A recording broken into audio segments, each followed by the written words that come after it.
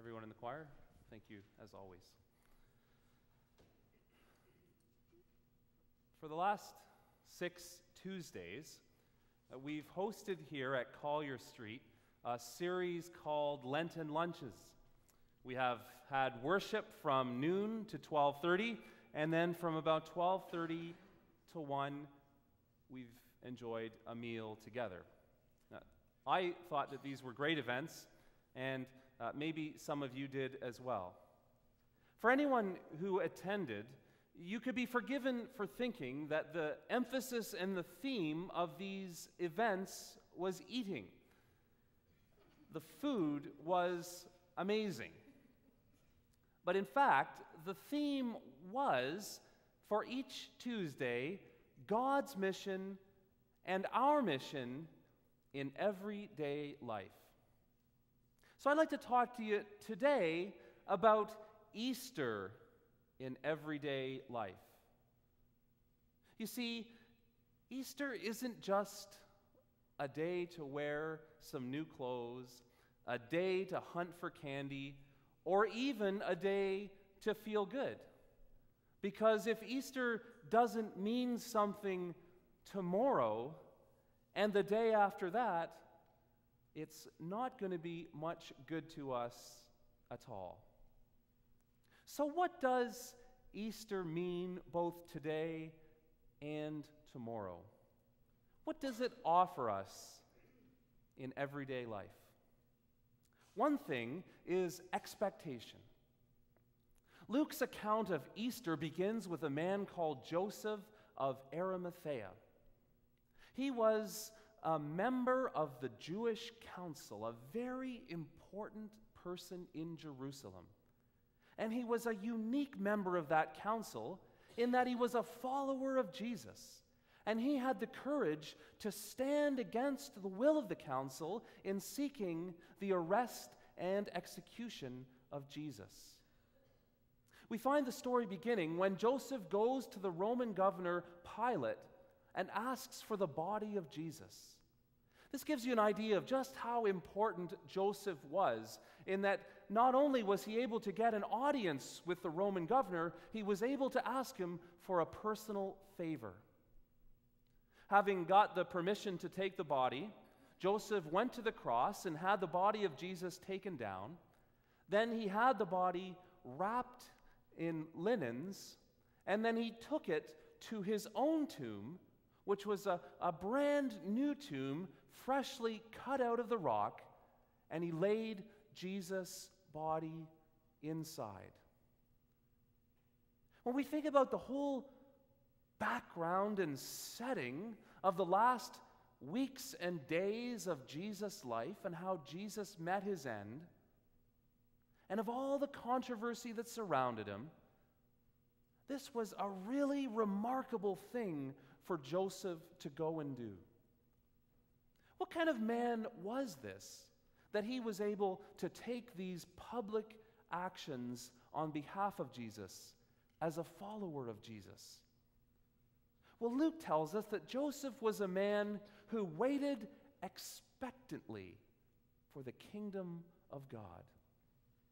The underlying Greek word here means literally waiting, but with the clear nuance of looking forward to. Waiting with eager anticipation. Joseph was a man who went through every day of his life, according to the gospel writer, looking forward with hopefulness and expectation to what God would do. He looked forward to the time unknown when God would act. It's one of my favorite expressions in the Bible. He waited expectantly for the kingdom of God. What exactly was this expectation like? Like some of you, perhaps, I'm a long-suffering fan of the Toronto Maple Leafs. I've been a fan my entire life, and in that whole time, they've had about 2 good years.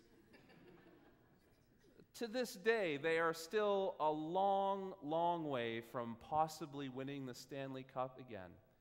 In fact, they're so far away that it is painful even to contemplate. Do any of us dare hope that they might win the championship again? It's almost impossible to believe. And yet, our hope, however slim in that mere possibility, is what makes us fans. We are to be a people who wait expectantly for the kingdom of God, who look forward with eager anticipation to the times and the ways in which God will continue to act to redeem our world. I don't know about you, but I watch the news and I read the papers, and I have some slight awareness of the terrible problems in our world, problems of violence and of poverty and of the decay and destruction of our natural environment. And these problems are so immense and so catastrophic. It's hard to have any optimism that these problems will ever be solved, that our challenges as humans can be overcome.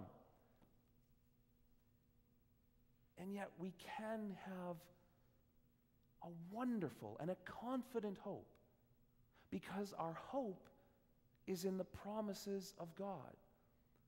Our hope is in the action of a God who has already acted incredibly in the resurrection of Jesus from the dead that first Easter. What else does Easter offer us in everyday life? It offers us also evangelism.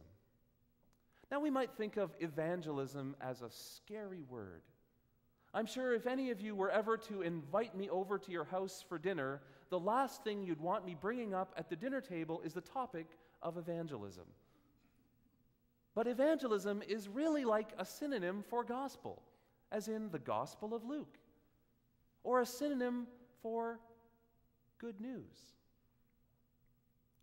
On that Friday afternoon, after Jesus had been killed, and Joseph went to take the body to his tomb, there went with him some of the women who were followers of Jesus. They went with Joseph, no doubt. They helped Joseph wrap the body in linens and carry it to the tomb. And then, having seen where this tomb was, where Jesus' body was to be laid, they went home quickly to prepare the perfumes needed to embalm Jesus' body. They had to do this work before sundown. You see, on Friday at sundown is the beginning of the Sabbath, the Jewish day of rest. And after sundown, they wouldn't be allowed to do that or any other kind of work. Then they would rest for the Sabbath. The Sabbath came to an end on Saturday at sundown, but by then it's pitch dark out and too late to go outside and do anything. And so at the very first hint of life, or of light on Sunday morning, these women went to the tomb with the perfumes that they had prepared. You see, in the first century, Jews had very complex burial rituals. A tomb would be used for multiple bodies at the same time, and people would have to go in and out of the tomb on a regular basis to care for the bodies. And so they would need to treat the bodies very carefully and very precisely, as you can imagine, to make this going in and out of the tomb possible. When they arrived, they found, as we know, the stone having been rolled away. They went inside and found that the body was no longer there. And all of a sudden, two heavenly messengers appear to them and say, Jesus is no longer here, he is risen. And in that moment, the women remembered and at last understood the once mysterious words that Jesus had previously spoken, that it was necessary for him to be betrayed, to suffer and to die, and yet also on the third day to be raised. After they comprehended this, the women left, we can imagine, in a hurry to go and tell the good news to the whole company of Jesus' followers. He is alive. At Christmas time, Melissa and I were given a very generous gift certificate to a fancy restaurant here in Barrie. It was a real treat for us because it's not the kind of thing we would go out and do on a regular basis. So we arranged on a certain Friday evening for some good friends of ours to come over and babysit, and we went to this restaurant where we had made a reservation, and I have to tell you, it was a wonderful dining experience.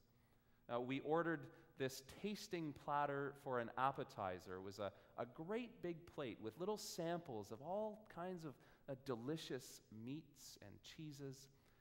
And then for the entree, I had the duck. I absolutely love duck, and this was beautifully prepared.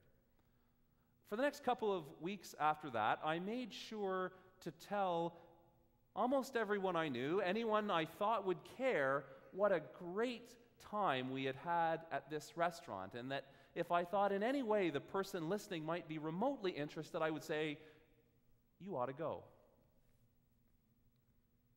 Why is it that we are so eager to give our testimony about a restaurant or a movie or maybe a certain product that we use, and yet on the other hand are so hesitant to recommend the good news of Jesus to others? I think partly we have a fear of being insensitive to others. We have fears of being embarrassed, that if we talk about Jesus, people will think we're crazy. Maybe we have fear of incompetence, that someone will ask us a question and we won't know the answer and will look foolish. And these are real, legitimate fears, but they are fears that can be overcome. In 1934, outside of Charlotte, North Carolina, there was a young farm worker named Albert McMakin. He had just become a Christian, and he heard about an upcoming event where somebody would be speaking about Jesus, and he wanted to invite all of his friends to go. Some of his friends were quite interested in going along to this event, but there was one in particular, the most popular member of the circle of friends, the best looking, who was really hesitant. And Albert wondered, how can I get this friend to want to come along? He's the most popular. It would be great if he could go. Well, Albert had just bought a truck. In 1934, that was a treat. And so he offered this one hesitant friend the opportunity not just to ride the truck, but to drive all the friends to the event. And so this friend decided to go along. At the event, this friend was flabbergasted by what he heard about Jesus, and he decided to become a Christian. That friend went on in his own way to preach the good news of Jesus in person to over 200 million people in the course of his life, and through media to some 2 billion. That person was Billy Graham. Now, we're not all going to be able to do what Billy Graham did, but we can all do what Albert McMakin did.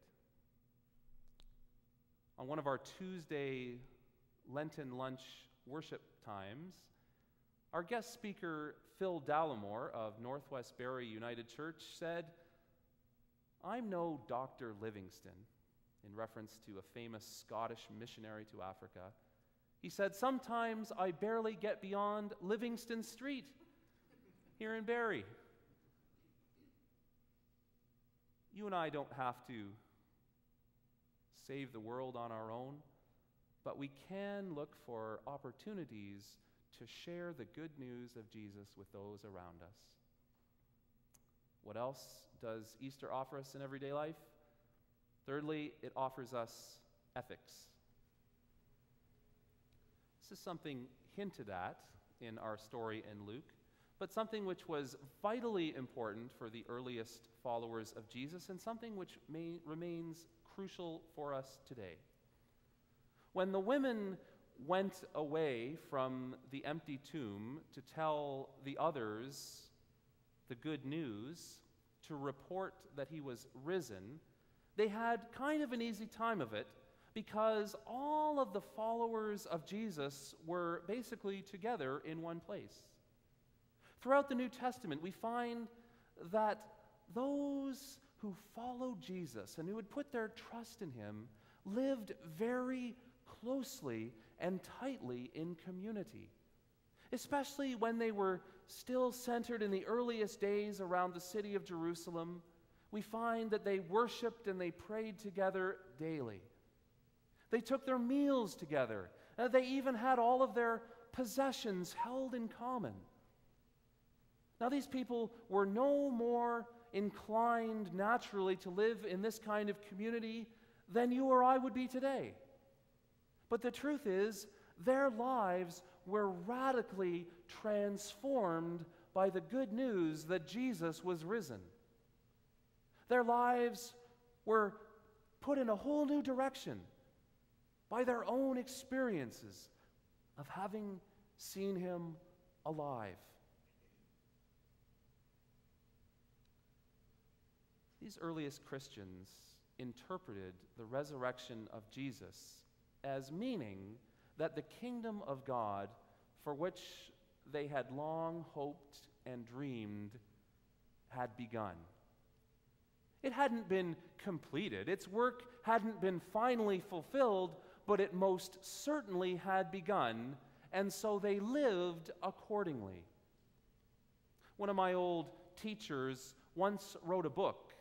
It was called Where to Live, and it showed how the imperative for Jesus' first followers was to live not in the old age, but in the new age.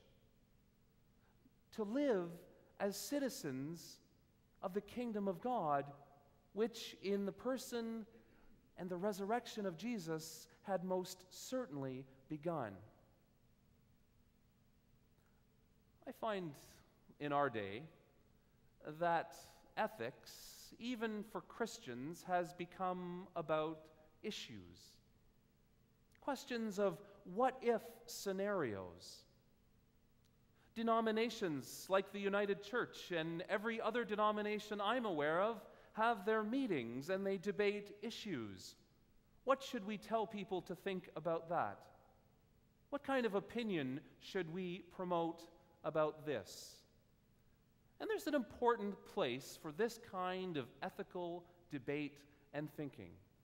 But this place is most secondary to the importance of how it is we are actually living in our daily lives.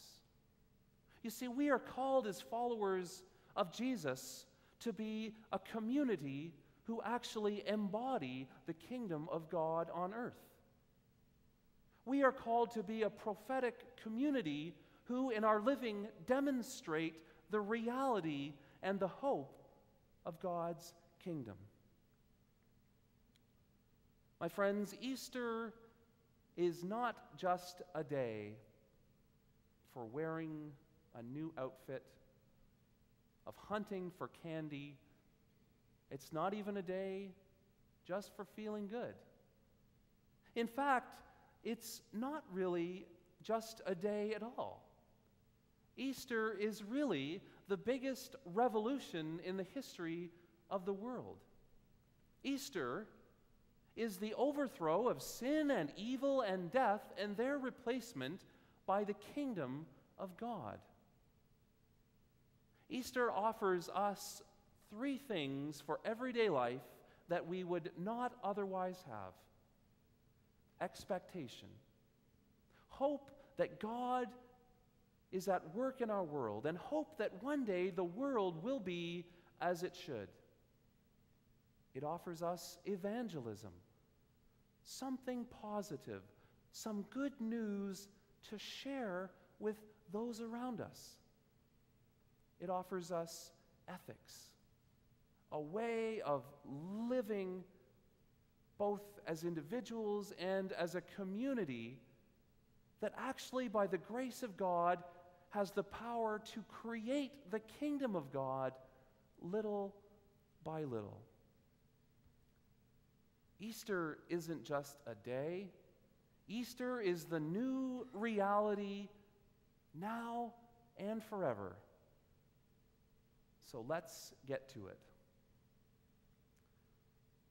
Our next hymn is 173.